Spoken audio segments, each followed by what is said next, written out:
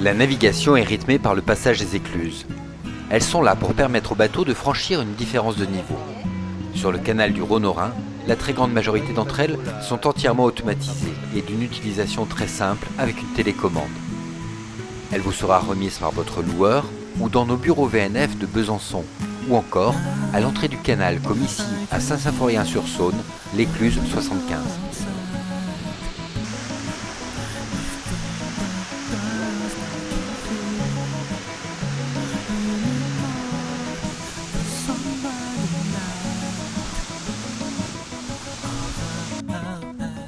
Avec la télécommande, il n'y a qu'un seul piège à éviter. Vous devez juste savoir si vous êtes avalant, si vous descendez la rivière, ou si vous êtes montant, si vous la remontez. Arrivé près de l'écluse, bouton marche, arrêt, choix de la langue. Bouton 1 si on est montant, bouton 2 si on est avalant. On arrive à 73. Joss, on arrive à la 73, tu pourrais te préparer s'il te plaît?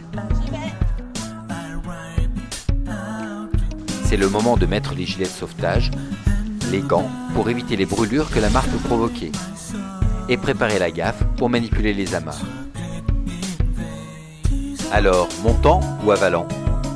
Ne vous trompez pas, si vous faites la mauvaise commande, l'écluse va se mettre en panne, et seule l'intervention d'un agent VNF pourra alors débloquer la situation.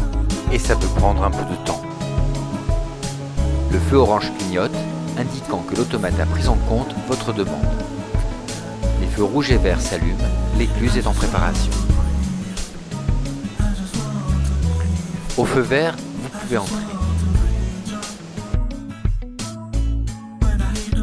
Entrez doucement, je dirais presque précautionneusement.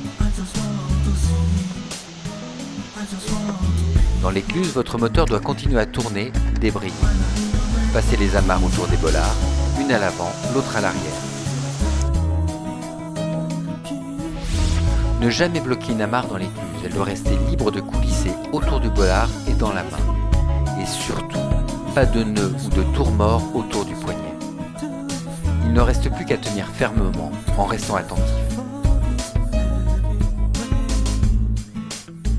Gardez toujours une distance suffisante avec les portes amont et aval, même quand vous passez l'écluse avec d'autres bateaux. Il est temps de déclencher l'éclusée en actionnant la tirette bleue. Les ventelles s'ouvrent et l'échange d'eau se fait.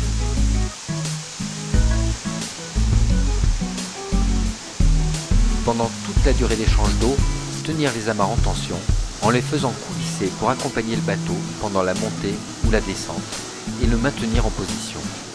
Attention, quand vous êtes montant, les remous peuvent être violents. Aidez-vous en mettant l'amarre au taquet. Pendant l'éclusée, ne touchez rien avec les mains ou les pieds, au risque de les écraser. À la fin du cycle, attendre l'ouverture complète des portes avant de les franchir.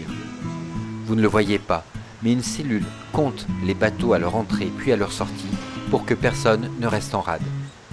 C'est tout. Vous pouvez continuer votre route.